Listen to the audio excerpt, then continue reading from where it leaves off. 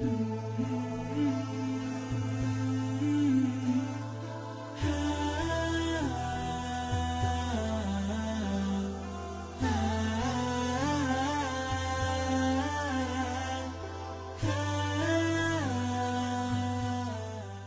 right, so we're going to begin today. And luckily, you all have been posted again of your assignments. First, we're going to go around and everyone's going to give some examples of how they have been aware of the importance of being humble and they actually were able to do it, and gratefulness and generosity. And we're going to all go through, everyone's going to say something, and then we're going to come back since it's Ramadan and you all promised to practice fasting with your eyes, your ears, your mouth and tongue, and feet and hands. So first we'll go through, and everybody, parents included, will give an example of a moment where they were actually able to practice humility. And I think last time, I think I told you that the way I have come to understand humility best is what I learned from the book of Zakat, is that we didn't give ourselves anything. We are, everything we have is on loan. We didn't give ourselves who we are or what we have.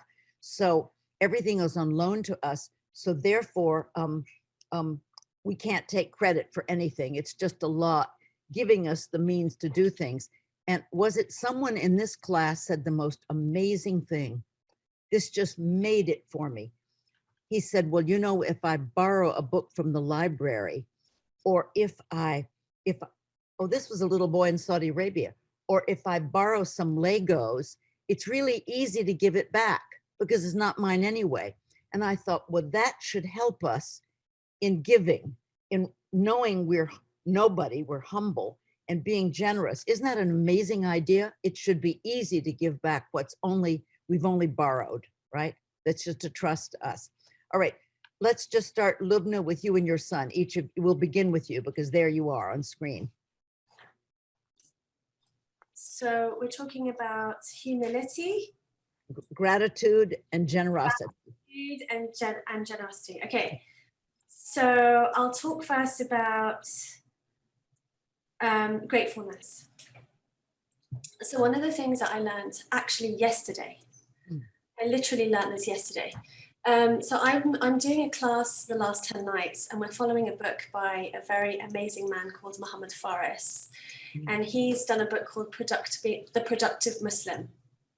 So we were doing an annual review of our year, and we were looking at the areas we need to improve. And then we were looking at planning forward and having good intentions. So I always find it quite overwhelming to plan. I think it's because I always kind of freak out. I know it's the right thing to do, but I get very overwhelmed because I have so much to do.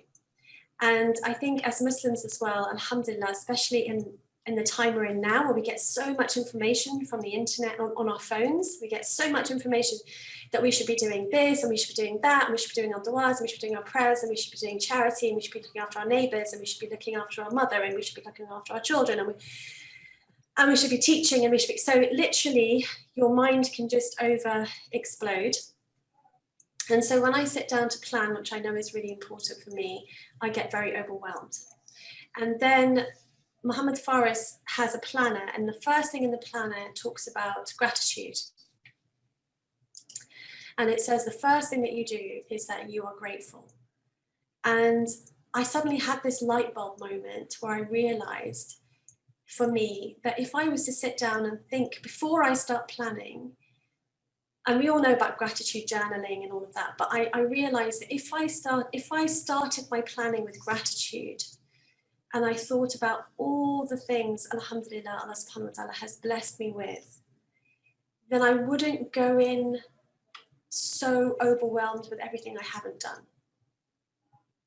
Because I would realize, alhamdulillah, by the grace of God, that He has blessed me with so many achievements and things that are so fulfilling in my life, alhamdulillah.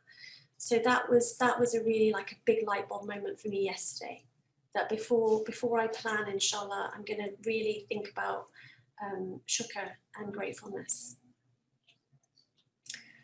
So that was very important for me. Generosity, I feel. Oh, sorry. Oh, Amy, you can tell that one. Generosity, I think what I've learned about generosity, apart from the fact that it's got to do with obviously giving, and it's not just giving money, it's giving of yourself. And what I've learned about generosity, especially with my time, is that Allah subhanahu wa ta'ala, I don't know how subhanallah puts barakah in your time and allows you to be generous with your time, if inshallah you have the right intention.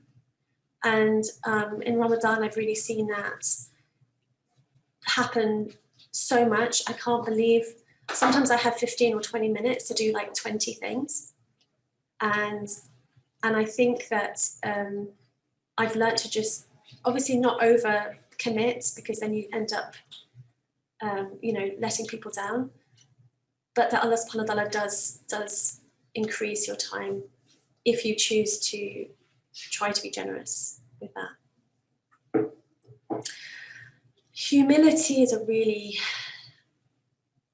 that's the hardest one. I've left it till the end. It's really interesting for me about humility, because when someone thanks you, it's always really difficult to know how to respond to that, because there's also, in the Purification of the Heart book that Sheikh Hamza Yusuf so kindly translated for us, there's something called blameworthy modesty, which is like, people who just, they don't know how, they'll always overdo it. Like, I'll be like, no, I'm nothing. I didn't do anything at all, and obviously the other person's thanking you. So that also doesn't help if you're overly, I don't know how to describe that, Sister Aisha. Maybe you can help me with that. But, so how to be humble, but at the same time being able to accept thanks. I'm still working on that one. I think it's a very difficult thing to know how to be truly, truly humble. And I think it comes from genuinely knowing your own faults and just being extremely grateful to Allah subhanahu wa ta'ala that He has hidden them from everyone else. That's my reflection. Sorry, Sister Aisha, you're mute. Your son would now. What would you like to contribute? First, I want to say hello to everyone. Nice to see everybody again in a while. I'm currently doing my final year exams in like 3 days, so it's a bit hectic in my life right now. Alhamdulillah, I can be here. Humble, grateful, generous. I think one of the main things for me this Ramadan that I definitely reflected on was, it's always at suhoor, at 4 a.m. when you're having these crazy thoughts and you're like, why am I doing this? I should go to bed. But anyway, so I was looking back at myself and I was trying to determine what type of person I wanted to be, because now I'm graduating, where I want to see my life go, who I want to be, especially to my siblings, as a role model. And I was sitting there with my mom at suhoor and we were just talking about it. And one of the things that we spoke about was if you want someone to do something a certain way, like for example, my brother's studying coding and I want him to code and I want him to be fit and healthy and strong. So I want him to gym and all these different things. But then in my head, I was speaking to my mom and I was saying, look, how do I get him to do those things? Because right now I don't feel like the way I'm giving it across by telling him what to do is actually working. So I definitely think it comes back to being humble, because it made me realize that if I want someone to do something, I first have to be doing it in order to show them that's the right way. So that's definitely been like one of the most reflective things that I've found this Ramadan, trying to like work on myself, and then by default, other people will just follow. you know. Wow. And then that definitely was also like led on to being grateful, because, you know, looking back at those things, you think about, okay, my health, my wealth, my family, um, you know, my surroundings, my friends, all these different things that you don't give as much time as you'd like to all of these different things, but you should.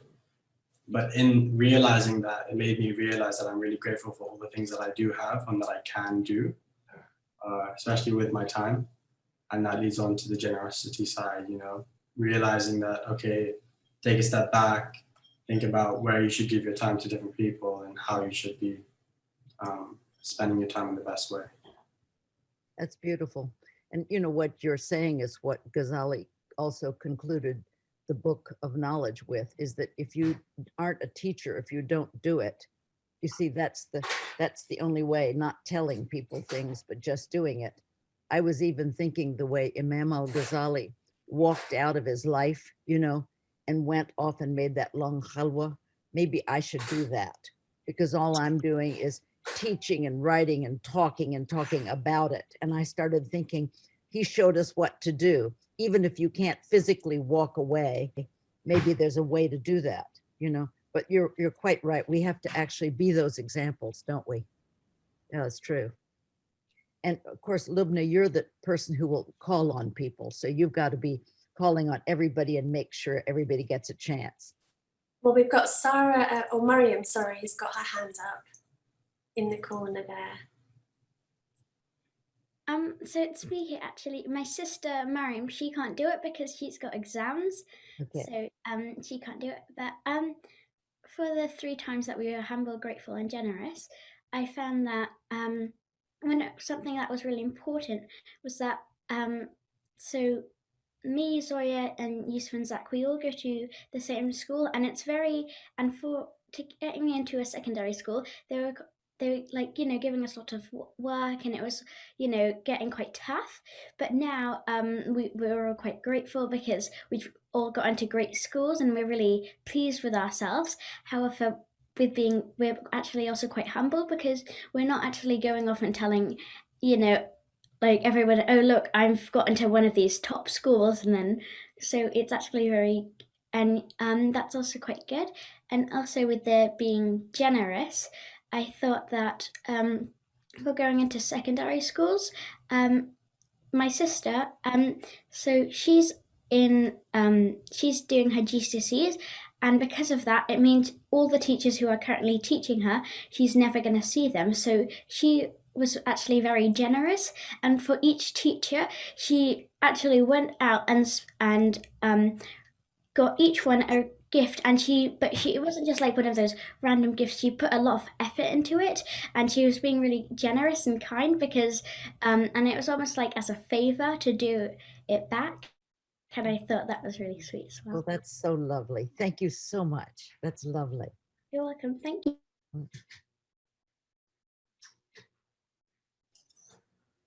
Sorry, I was distracted by my sister-in-law calling me on the phone. I don't see anyone else with a hand up, but we could go to Haldun and his family. Okay, we'll just call on people if they don't raise their hands. Okay. I think, you know, accepting that we have no power, but all the power is Allah's, and whatever Allah gave us is actually owned by Allah, and accepting the ajziyat, I don't know, weaknesses, the real weakness. So we have no power. I think that's the real power. Like once we accept that we have no power, that gives us actually the real power. And fasting and also zakat, I think these 2 things are completing each other and they are talking each other. What I mean by that, when we fast, when I fast and when I try to be more careful with my ear, hands, and with my tongue, whatever I say, whatever I do, then I start feeling more deep in fasting.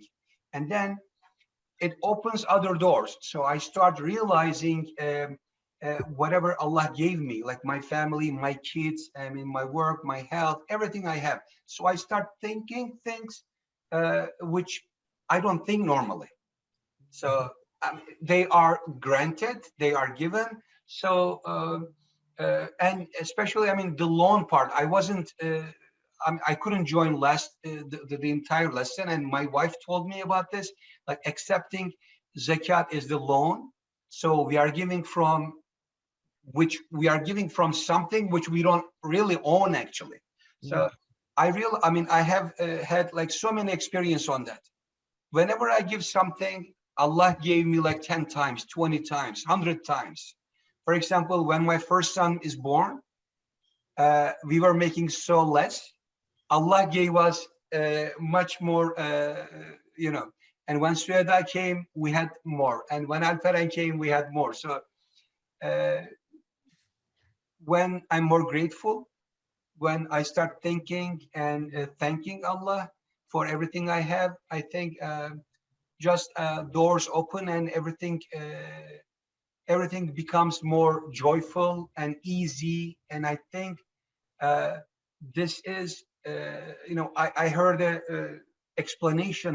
I heard a word in Turkish, but I don't really know how I can explain.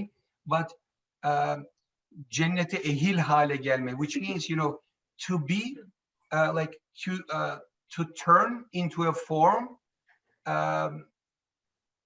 heavenly form. Let me tell this way. I think like in this world, like by fasting with all of our hands, ears, and everything, and by accepting Allah is the real owner, we have nothing. Then I think when we deepen in these feelings, in these thoughts, and this reflects to our action, I think we transform spiritually and also physically to a human being which is more heavenly. I don't know if I could explain it, but this is, I mean, what I felt when you mentioned fasting with our hands, with our ears, and also being humble, grateful, and generous. That's true. It's more heavenly. And when Lubna said that she saved humility for last because it's so hard, I realize that a person who is humble, they're gone and Allah is reflected back. And the other day I was visiting a friend of mine, and we were sitting, 3 ladies together, talking about what we loved about each other. And I realized this one lady who hardly ever talks, right? And she's been my friend for millions of years, right? I suddenly realized, I just said, oh, I know what I love about you. You're humble. She never talks about herself, and she gives a life doing good works and helping so many people in organization, and she never mentions it. And so I suddenly realized what attracts me to her is she's my teacher. She's showing me how to be.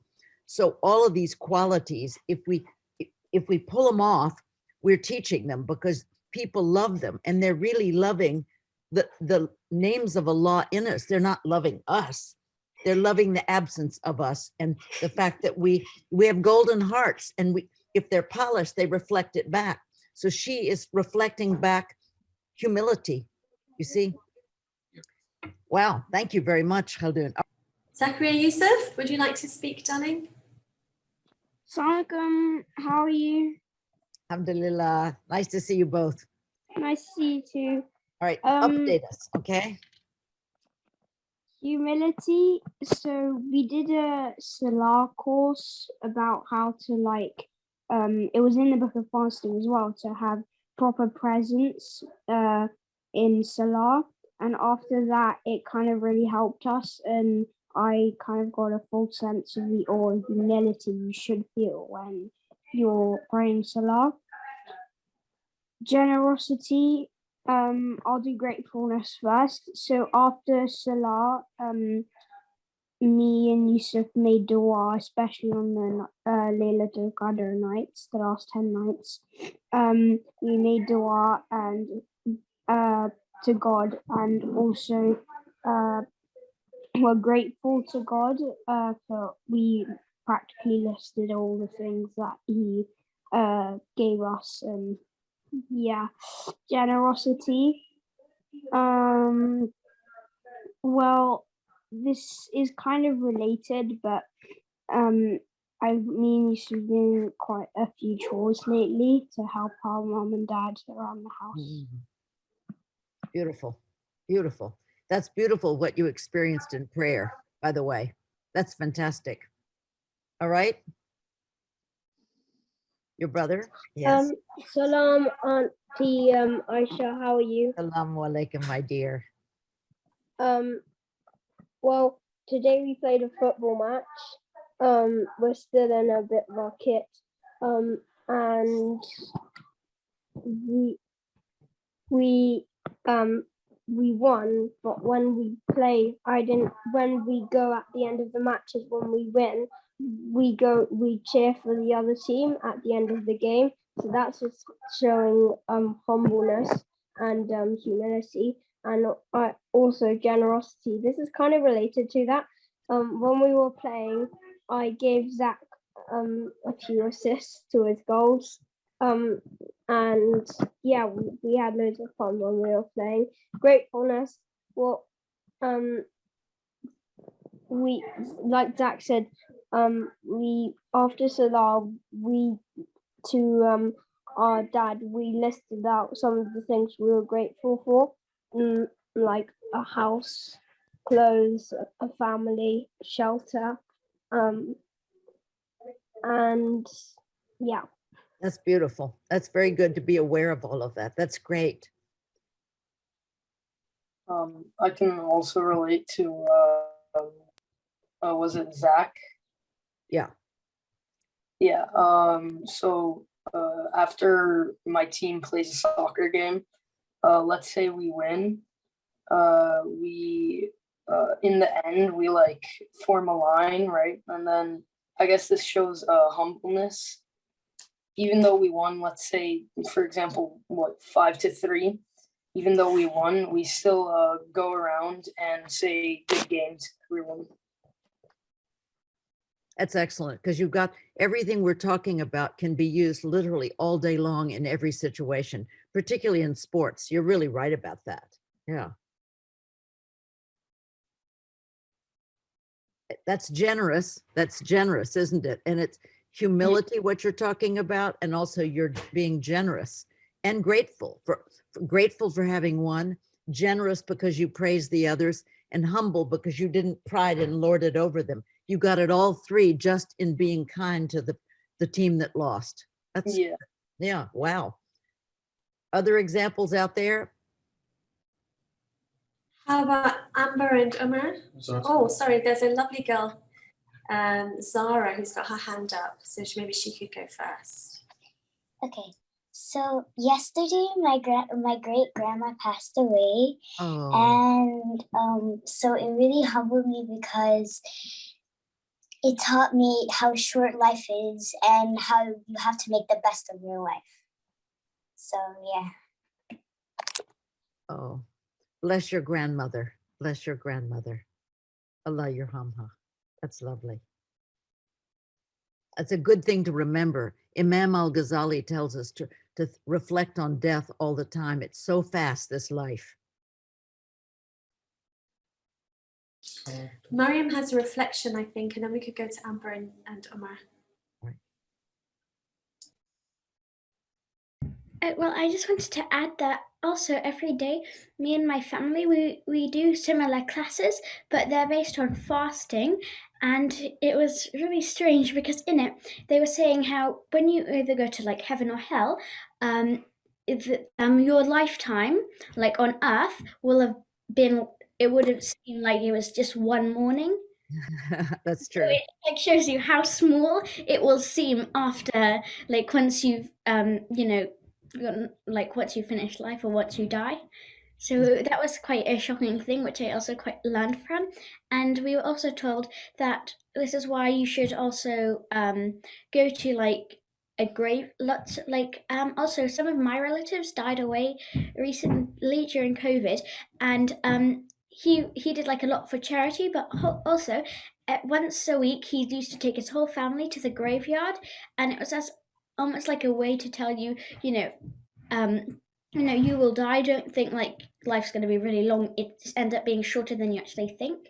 And I thought that was actually quite a good idea, like, because you're meant to go to a graveyard, I believe, because it's meant to teach you don't think that life's going to be really long and this is going to go on for a long time, because the fact that it's just going to be a morning once you die, it's actually very shocking. So that's just something I just thought. But, yeah, thank you. That's really important that you brought that up, because it does seem like you have all this time, but when you're my age, you look back, it seems like it was a morning, just what you said. I have a friend and she's very fabulous, and she said, she said, life is so quick, right? It's just like that since in one sense, Miriam, we're already dead in 5 minutes, right? You and I, right? So if we're already dead in just a moment in our mind, we may as well be the golden hearts that we really are. What are we holding out for? Why don't we just be shining beings? Why are we bragging? Why are we keeping for ourselves? So it's really important that you bring this up, and we're all asked to think about this a lot. Thank you and that makes you feel rather humble, doesn't it too? Thank you, my dear.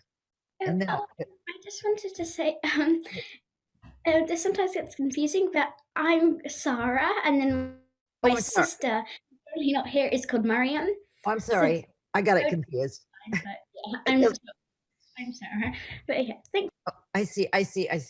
All right, good. So thank you, Sarah. All right. Okay, who's next?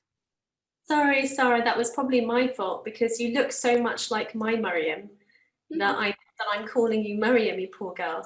Apologies for that. So I had called on Amber and Umar, and then I can see that Bilal's hand is up. So let's go to Amber and Umar, and then we'll go to Bilal, inshallah. Assalamu alaikum, everyone. Oh, good morning, Amber. Nice to be in your room with you. I love your bedroom. It's so nice to see you and your brother there. Thank you. So what have been some of your reflections on these qualities? Yeah, so first I want to talk about gratitude, being grateful. And it's actually for something that I think a lot of people don't really think about. And I had this thought, and when you get into like an argument with someone and the other person will say, oh, well, you wouldn't understand, you don't know how I feel. And it made me think, we actually need to be grateful for all of our good qualities. Like if you are inherently humble or inherently kind, or you're really social, or, whatever your good points are, we need to be grateful for them and, actually thank Allah for them, because, you never know when he'll take those away. And if you're trying to like tell people to, oh, you need to do this, you need to be kind, you need to, if you're trying to lecture people on things that you find easy and you are already good at, you can't be doing that, because you don't know when Allah will take those away, or you have to be grateful for them and not take them for granted. So that was gratitude. About being humble, it actually links to something that Haldun actually said, and the fact that everything that we are and that we have is from Allah and is from God, and we don't own any of that. So we should never be get smug, or if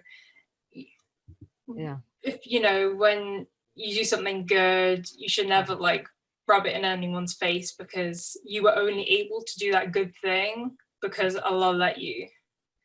And it's not because you're a great, amazing person. It's because you were given that permission from Allah, essentially. So wow, it's like we always have to, we have to say Alhamdulillah and thank God, when we are able to do something good or do something good for other people. And what was the last? Gratitude, humility, generosity, yeah. I think for generosity, I think something I try and do is I try and be generous with my time. So if someone like asks me for help or needs something from me, I will try and give them, I will dedicate time for them and not like try and rush it. And if someone's going through something, I won't. If I need to like give them a call or something, like I won't try and rush it because I'm having a busy day or I have things to do. Like I will try and give them that time and be generous with my time. I've just what you've just said.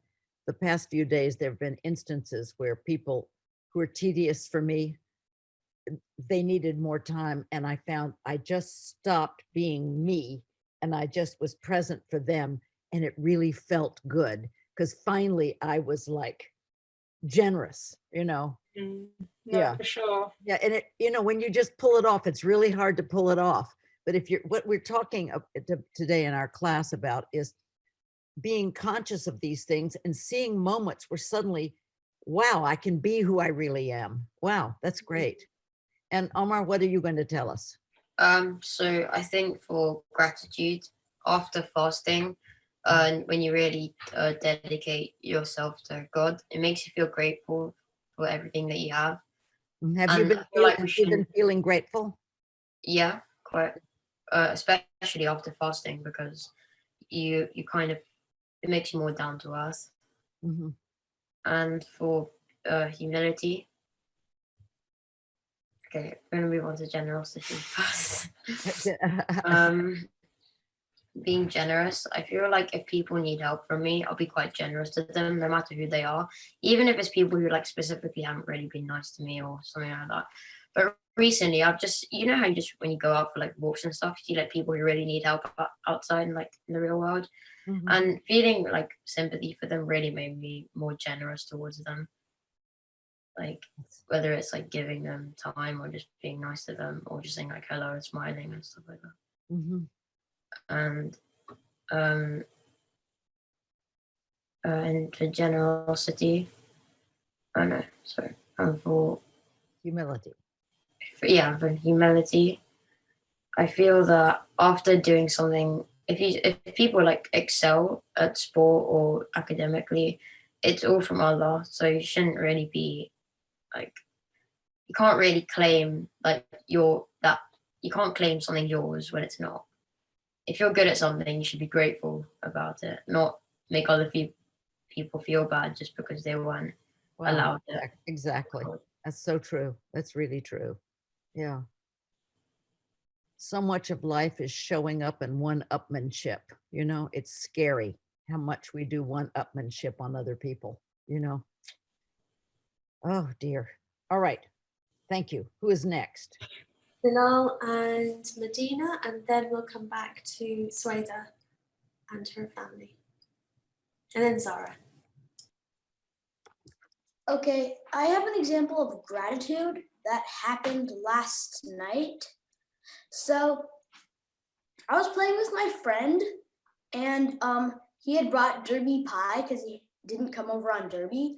So we were playing together and the Derby pie was being eaten by everyone else. And we thought we had like all the time in the world. So we just kept playing. And then at like 9 o'clock at night, we went inside and wanted to eat the Derby pie, not realizing that it was 9 o'clock at night and that like no sugar, it's 9 o'clock at night. So like I wanted some Derby pie, so I asked if I could have some Derby pie, and they were like, "No way, are you crazy? It's 9 o'clock at night." And then I was like, "Really?" And then I looked at the clock, and it was 9 o'clock at night, and I had been playing for like 5 hours. So I think you really have to like keep your eye on the time. Like you can't keep doing something if you like said you were going to like give someone a ride somewhere or something like that. Keep your eye on the time.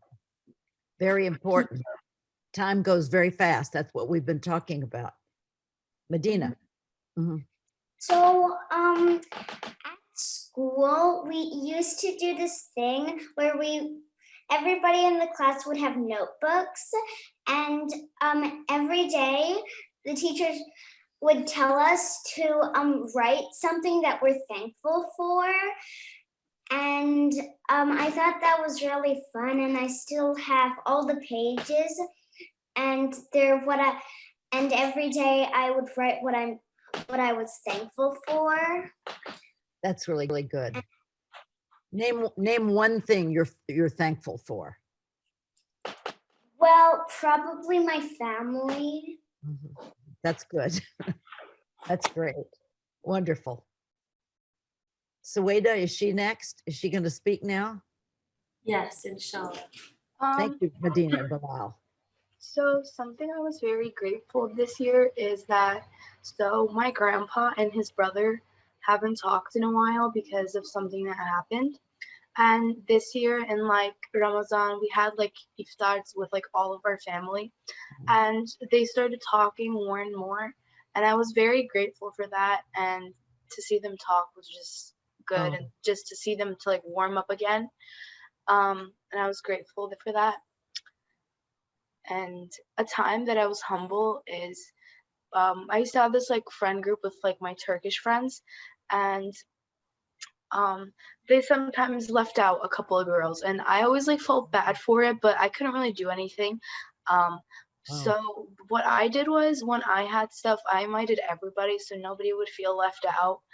And I felt like humble when I did that. And Yeah, humble. Yeah, because there was no you in it. You were just, it was all that goodness just coming right through you, just like that. It wasn't selfish. It was the light coming through you. That's so beautiful, Sueda. Yes. Mhm. Who else is ready to speak out there? Who hasn't spoken? Zara, Farhana Zara's next, and then Bilal has a reflection, so he can come in after Zara. So basically, a time that I've been generous is that, like, when we were driving back today, it was actually when I just went rollerblading, and every time I go rollerblading, I bring some snacks for my friends because rollerblading is very tiring. And sometimes I feel like I need to, because I get a happy feeling after I bring them snacks, and they always thank me, and it makes me feel really happy. That's lovely, Zara. And a time where I was humble is when I wasn't picked for being school council. My friend Abby was picked for it, and I was really happy for her. And I said to her, "I'm really happy that you're school council," and I just felt really happy for her, and I didn't feel like, oh my gosh, I wish I was school council, not her. That's really good. Remember, there's a chapter in the Book of Knowledge we studied, wanting the best for others rather than yourself. And we've all talked about it's hard to do that sometimes, like most of the time. But the fact you really did feel happy for her, it shows that you are getting to a real place in your golden heart. That's wonderful, Zahra. Wonderful. And also one time where I was grateful is like because I tried really hard for something, and I ended up achieving it, and I was really grateful for that. And also my mum and dad, they always work really hard. They always do things for me. They buy me presents on Eid, and I feel really grateful for that. That's wonderful. Mom, Farhana. Well, Farhana, what about you? Would you like to speak? Assalamu alaikum, everyone. You tell some of your experiences. What have you achieved any of these three things and you noticed it recently? I think that what's happening actually here is that there's a couple of people in our community who are quite unwell. So one of them is actually like my husband. He's not been well, and he's had to have some operations and things like that. And it has actually made us all, it's very humbling, and it's been amazing how the sort of communities all got together and have have sort of done what we can for each other, and the main thing is du'as and prayers for each other. So it's very humbling. It makes you also very, very grateful for your own health, or whatever little bits, you know, even like small things, small improvements in health and things like that. You become a lot more grateful and appreciative for things that you really, really did take for granted. And also it's just, you know, an opportunity to do our best to be thankful for what we have. But it does sort of put a lot of things in perspective. It really does, doesn't it? Yeah, it does. It really does. Beautiful. Who? Yes. Oh, yes. Yes, go ahead. You remembered what you were going to say? Yes, I remembered. What is it? An example for when I was generous was I have this box. It's when I get spare change, I put it inside of it, and it's a silica box. So when I get spare change or any like low cash, I put it in there. I try to put it every day. Good. And when it fills up, we give it to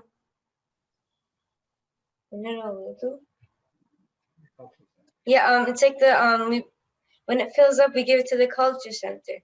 Oh, that's wonderful.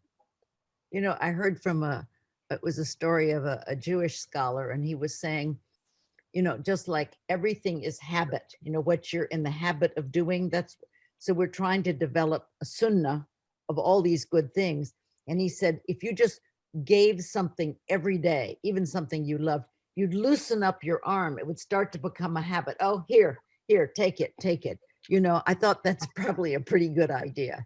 Well, thank you for that. That's very good that you do that. That's wonderful to keep it in mind. Yeah. Is there anyone else who wants to speak to these topics before we talk about the fasting of the mouth and the tongues and the hands and the feet? We'll go to Zoya.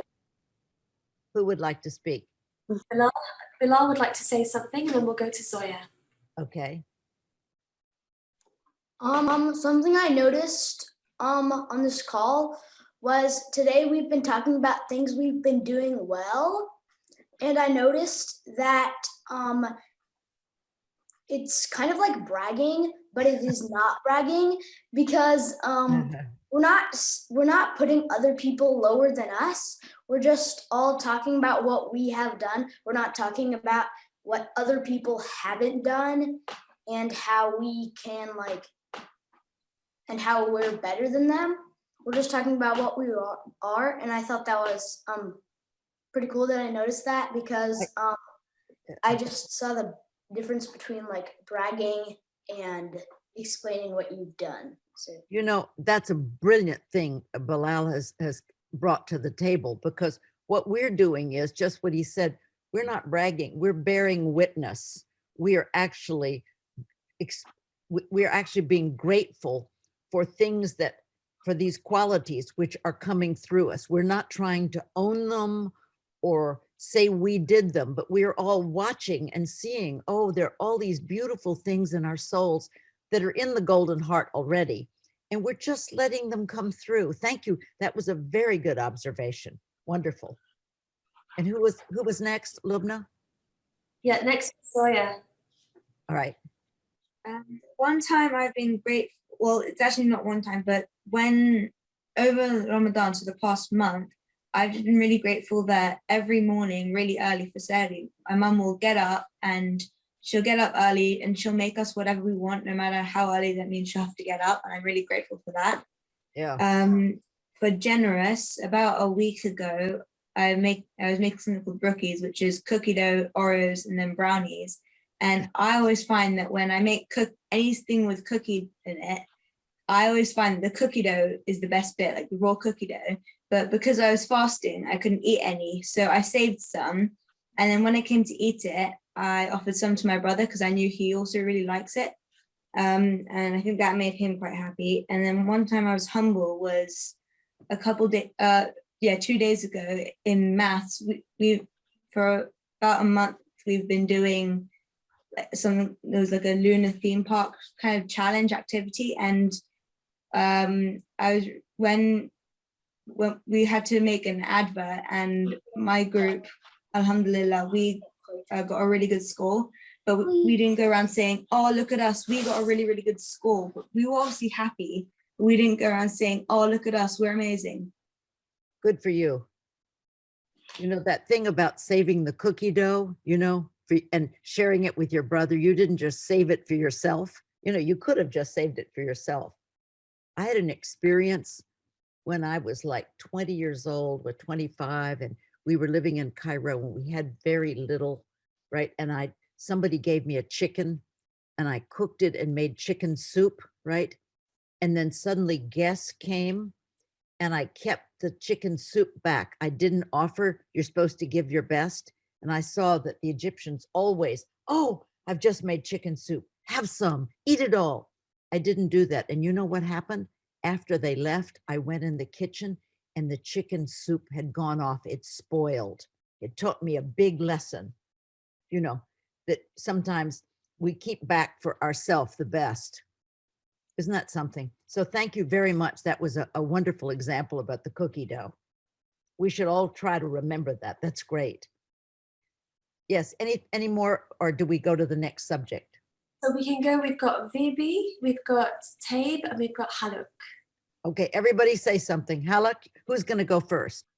We're just listeners today, and Safia is getting, you know, to learn and what to say. So we're just listeners today. Safia would like to just listen today.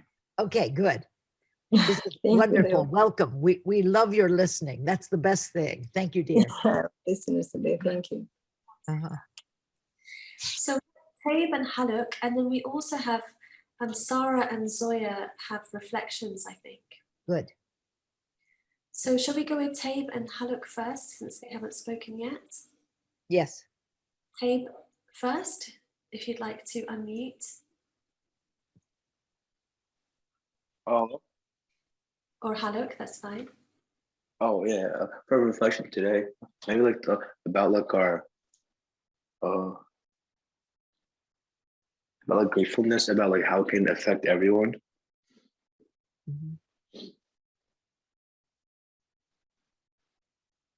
It does reflect, it does affect everyone, doesn't it? Yeah.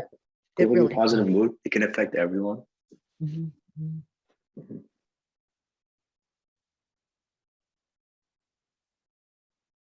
There was actually an article I read yesterday about this. There's an organization called Mind Up, which is run by Goldie Hawn. And they've done lots of studies on gratefulness, but they've looked at actual brain function. And one of the things I learned yesterday was actually that they've discovered that people are positively affected when they're grateful for up to 3 months. And so it actually has a very long-term effect. So that made me reflect on that. That's great. Tabe and his brother. Okay, can you tell me the question again? Is it like a time you were humble? I think that's one. Yeah, a time you experienced being humble, that you in it, how it felt, a time maybe when you were very grateful, a time when you were really generous. Let's just say, what could you do today, just today, with the rest of the day? What could you do today to be humble or generous or grateful? Okay, what are you going to do today? Say thank you to everyone who gives me anything, like anything, even just anything. Say thank you to like small things like saying hello and no. What? I don't know. No. I don't. Maybe like if there's a door.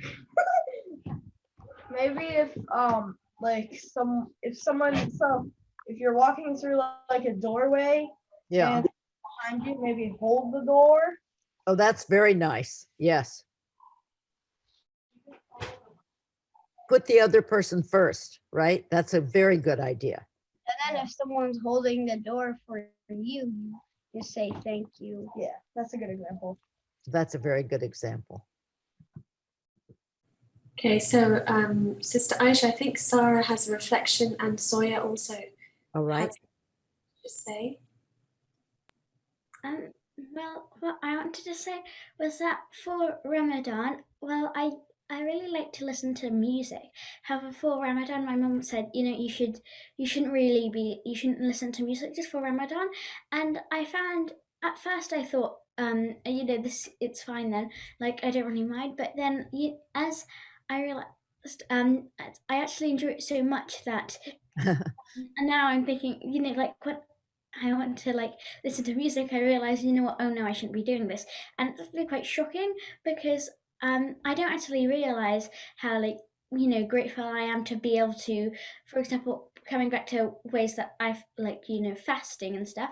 With my eyes, I was, you know, I used to like watch TV, you know, with my ears, listening to music. And now my mom's like, you know, for Ramadan, you should go off all these things.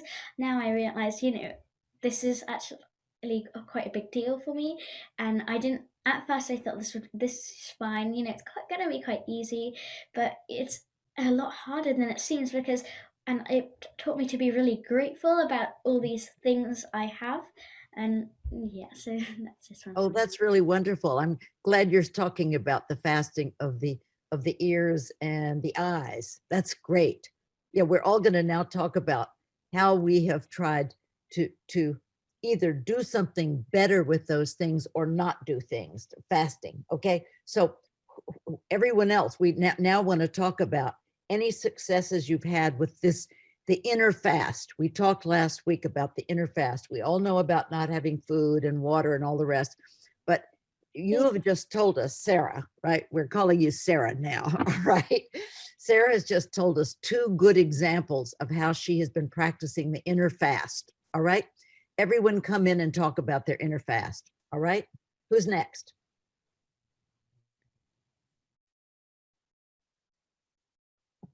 Zara, do you want to say? Yeah. So basically today when I went rollerblading, there were these guys in the corner, and basically I thought back to how I was fasting from hearing bad things, seeing bad things, doing just doing bad things, walking towards bad things, just anything to do with bad things.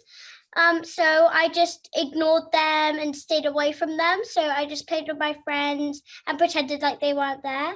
Good, excellent. Don't listen to it. It's a good practice.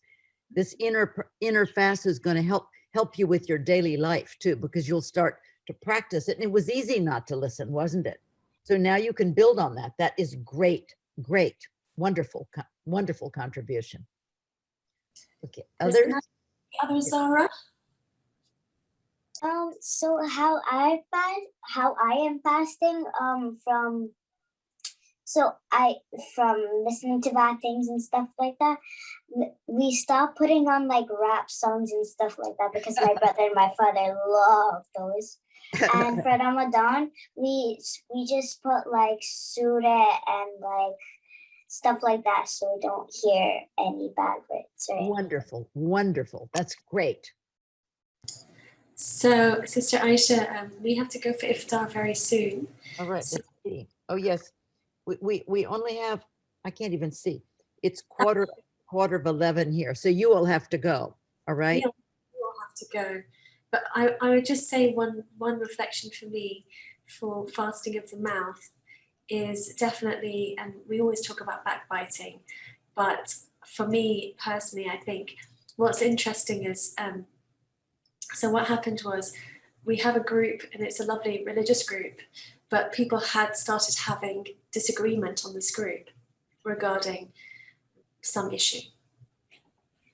And I found myself, obviously we all, when these things happen and we're witnessing people arguing, you naturally end up taking a certain side in that argument. So even if you're not taking part in it, you obviously side on one side or the other. And I found myself, picking up the phone to speak to my friend who I know thinks in the same way I do regarding this, back and forth that was happening.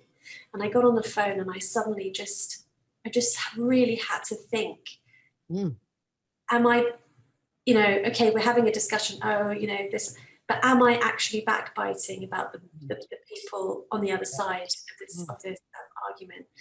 And it really, really makes you think very deeply about what is coming out of your mouth. It's very subtle. It's very subtle, isn't it? I'm watching myself all the time. It seems like this, but it has an edge of the other, doesn't it?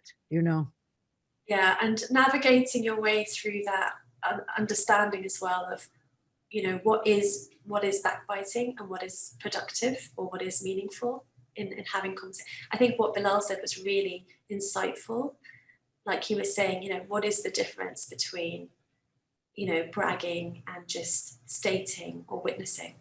And then what is the difference between backbiting and seeking advice, or, having that discussion because it's something that means something, that's productive. So yeah, that was my reflection for this regarding this. Yes. And before you go, and your beloved son, what have you done? How have you fasted inwardly?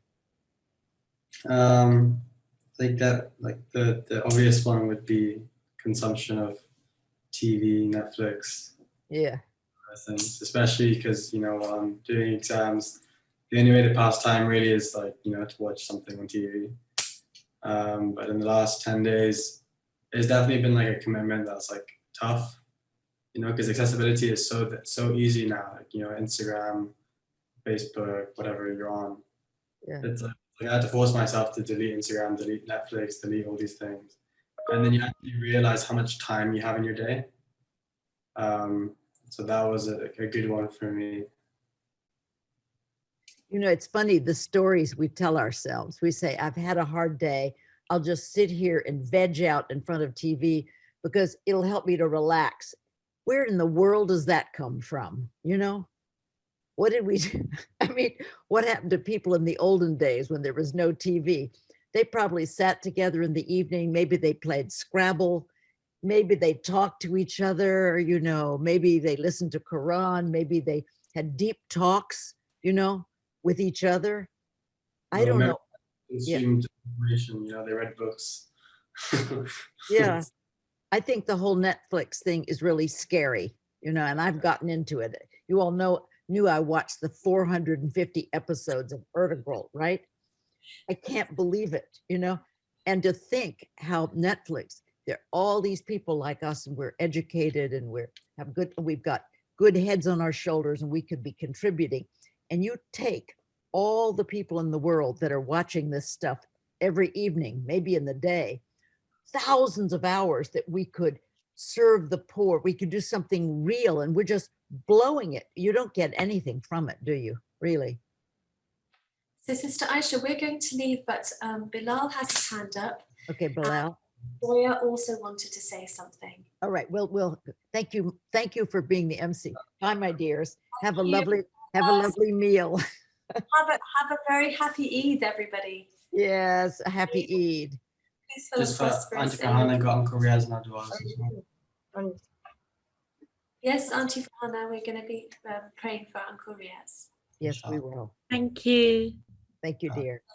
Assalamu alaikum. Bye-bye. Blessed iftar. Thank you. All right, Bilal, you're going to speak next. Where are you, Bilal? Oh, Khaldun, do you want to speak first?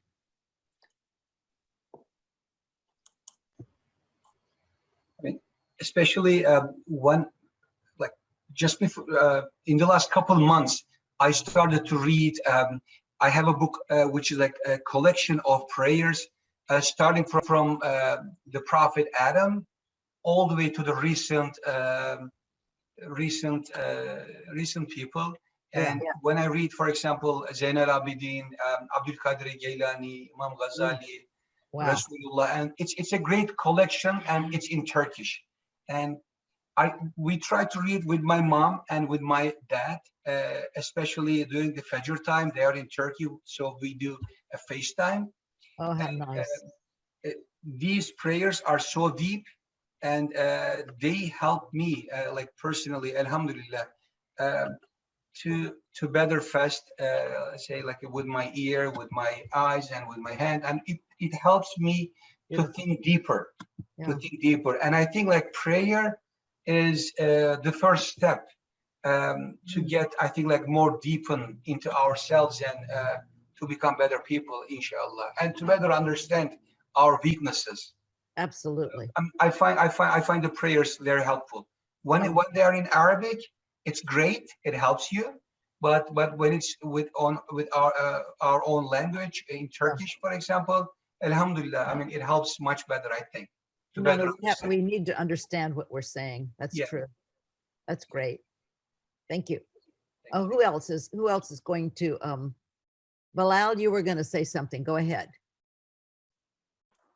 I have two things. All right. My first thing is, when I come home from school in the car, my dad usually plays some music or nothing at all. But lately he's been putting on like Quran. And at first I wanted it to be music, but then I noticed that it was because it was Ramadan and that we shouldn't be listening to music. And my other thing, wait, I forgot my other thing. Okay. That's all right. I remember it. I'll hand again. Good. All right. Who else would like to talk about some way they've done the inner fast? I think Zoya has a reflection. Oh, Zoya, let's hear. I can't see the hands up, so people will just have to speak up. Zoya? One of the ways that I've fasted is with my mouth, but not eating it. Because me and my brother, we get into fights quite a lot. I've tried to not get into a fight with him so much, but when we do, rather than retaliating and saying something mean back to him, I try and bite my tongue and not say anything and just walk away. That's really great, because we learn from the book of knowledge, arguing is really bad. We don't like to listen to other people arguing, do we? It's really horrible. And then we do it ourselves. So it's good that you're using Ramadan and the inner fast to catch yourself. But the idea then is to make this permanent in your life, right? Okay, who's next?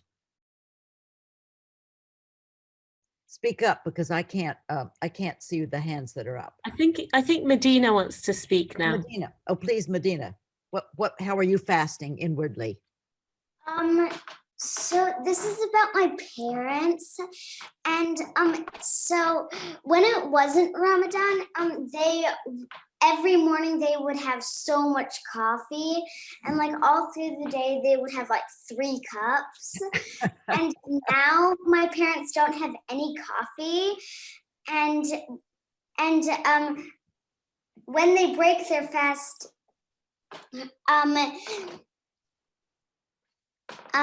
they have coffee, but it isn't the coffee that makes you like stay up all night. Decaf. Yeah. It's just weird seeing my parents not drinking any coffee. That's wonderful. They're probably calmer. Yes, Bilal. I've also noticed during Ramadan, so when you don't eat a lot, it also breaks addictions. So my parents used to be a little bit addicted to coffee. So now that they've stopped drinking it all the time, they have like calmed down a bit, because they used to always be on like high caffeinated drink. And it's funny to see that Ramadan helps you on the outside and the inside. Very good. Because if you were addicted to something bad and you just stopped doing that during Ramadan, it would break the addiction and it would help you outwardly in like this world, but it would also help you in the next world, which is a very good reason to fast and try not to do bad things. Yeah, and we should, all these things that we stop doing, we should try to keep it going after Ramadan, Excellent contribution. Anyone else would like to say anything? We've got 5 minutes left of class, so there's got to be some people who would like to make a contribution about their inner fast? Just speak up, because I can't see hands up on here. Usually, All right. what some of like my relatives, what we do is usually after Ramadan ends, we fast like an extra 5 days after it ends. But well, I don't do that, but my, what's it called? My, for example, grandmother and grandfather do. That's great. You know, grandmothers and grandfathers are real teachers. You know, you think about grandmothers, and usually, I mean, there are many kinds of grandmothers. I'm a grandmother, but I look at so many people's grandmothers and my own, and there was so much to learn from them, you know, just by the way they were. And it sounds like you've got very good grandparents showing you that. That's wonderful. Who is next? Just speak up.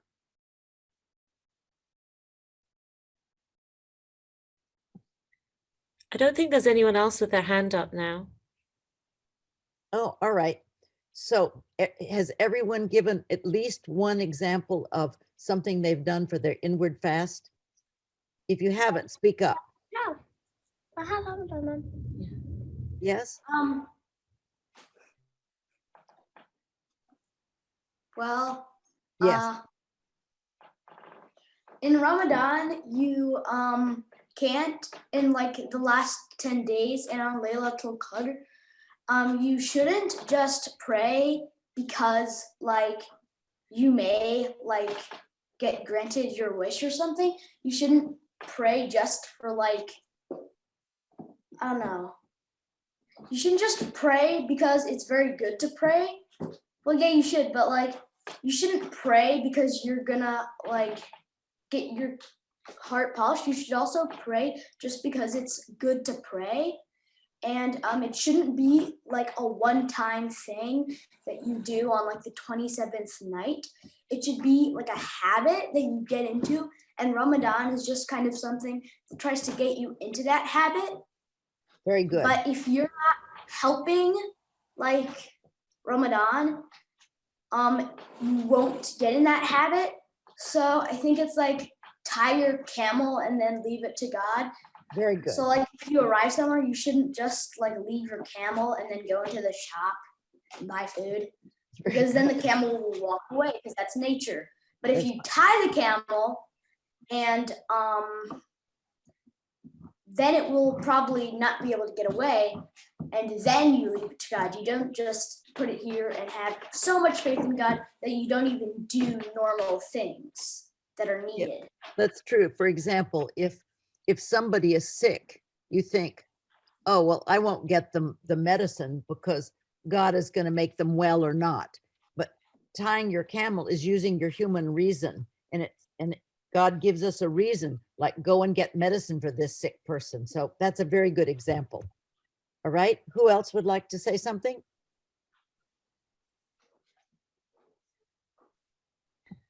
I think Haldun's son would like to speak. Can I speak? Yes. During Ramadan, I try to get less angry. Good. Very important. Very important. Very, very important. Good. And yes? Mm-hmm. So, and sometimes my brothers like bother me a lot because that's what like they do. I know, they do. They do. And usually I would like get mad at them and say pretty mean things, but like I try to like not do that during Ramadan. And yeah. It feels okay doing it, doesn't it? Doesn't it feel fine not to get just to say nothing? It's all right, isn't it? Yeah. I think we're all discovering it's all right and it feels fine not to get involved, you know? Good. Just watch. Excellent, Sweda. Excellent. Good. Anybody else out there?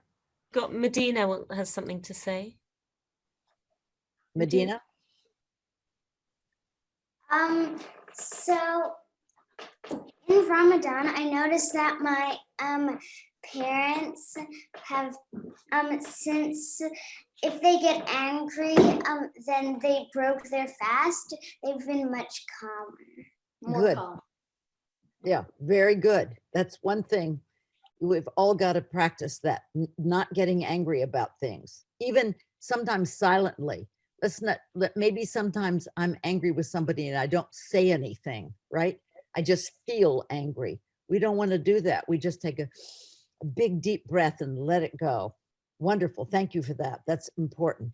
Anybody else? I think Sarah has something to say now. Sarah? Yes? Yeah, I actually wanted to say that, well, my grandparents, we used to always, like for Eid, we'd either go to Bradford, which is where my mom's relatives live, or Manchester. And I found whenever we went to both places, my grandparents, they'd come home a lot later. And at first I didn't really know why, but then I learned it's actually because, for example, and well, I didn't really know, but then one time, one of my grandparents, he didn't come home at all, and I was quite shocked. So I asked, and then I found out how he actually had gone to a mosque, and he wasn't going to come home. He was literally spending a whole week there just to pray, so he'd have a full focus there. And also, his wife wasn't doing that, but she was just staying at home and doing the same thing, but in her room. And it just taught me, like, this is how much faith they have. Like the fact they're going there, they're not coming home and staying at a mosque for 7 days, 24/7. It just shows, and they're just gonna pray all day. It just shows how much faith they have in it, and it like taught me how they're being so grateful, and like how they're really trying their best to be their best self. So I just wanted to add that there. You see, look what good teachers they are. And that's called ittikaf. In the last 10 days of Ramadan, I mean, the Prophet, peace and blessings be upon him, never left the mosque in the last 10 days, only to relieve himself. That's it. There's stories of some of the other of his companions, and one of them left only to go to a funeral, but otherwise stayed in. And here in Kentucky, the mosque here said that they are happy to have children come. Maybe 10 days is too much, but come for 1 day and spend the night. Bring sleeping bags and not be talking and not be playing, but to start to practice. So maybe you children, there's a little left of Ramadan. Maybe what you could do is you could take a half day and make iktikaf at home. Go in your room, go somewhere, maybe put a sheet over a card table and pretend it's a little place you're taking refuge. But maybe you all could start to try this so that when you can get older, you're going to be like Sarah's grandparents, who are wonderful. I'm so glad you're learning from that. That's great. All right, we've come to an end, but is anyone like to say anything before we break and wish each other happy Eid, and then we're going to get together in 2 weeks? Anything more anyone would like to say? Well, maybe this is what I've been doing after these classes. You shouldn't go straight to doing something like really hyperactive. You should just take like half an hour to an hour just to kind of like settle down, like from all this knowledge and teaching, so you don't immediately go to like watching TV or playing video games or bouncing on your trampoline. You should just That's like wonderful. sit on the couch and Just be eat present. something. That's just wonderful. That's just, what a great suggestion. Wonderful. Anybody else?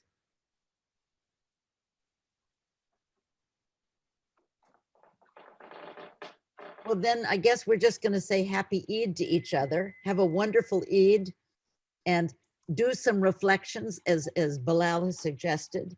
And we'll be quiet and think about all of this and think about how we can all be more humble and more generous and more grateful in our lives, and try with this inner fast that you're doing just to make it a permanent thing in life. We don't want to backbite, and we don't want to just always be listening to the wrong things all the time. So I'm wishing everybody a really, really blessed Eid, and sending kisses and hugs to everybody, to our wonderful family. Happy Eid, everyone. Happy Eid, everybody. Eid Mubarak. Eid Mubarak. Mubarak. Eid Mubarak. Eid Mubarak. Eid Mubarak. Thank you very much for Farhana and Khaldun. Thank you for setting all of Thank this you up. so much. Thank you. my Thank dear. you so much. We're so my grateful. dears. Zahra, Thank bye, you. dear. Have an amazing Eid, both of you, inshallah. We all Thank need you to, so we all much. need to pray. Assalamu alaikum. We Thank love you. you all. Alaikum salam. Alaikum salam. Thank you. Amanillah. Assalamu alaikum. Wa alaikum salam.